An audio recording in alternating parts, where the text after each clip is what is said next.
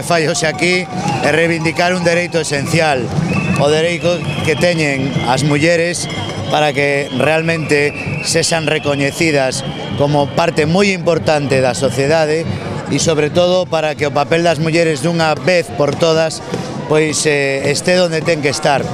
Nunha sociedade machista, unha sociedade patriarcal, donde todo a última onda do neoliberalismo e do capitalismo máis duro ten moito que ver coa discriminación das mulleres, o BNG ten que reivindicar, é a nosa obriga, é o papel que ten que xogar a muller na sociedade viguesa, na sociedade galega e na sociedade mundial.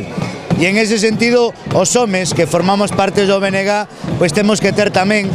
como terían que ter outros, a suficiente humildade para decir que temos todavía moito que aprender, moito que traballar para que precisamente o papel das mulleres teña que ser o que é, ao fin e ao cabo.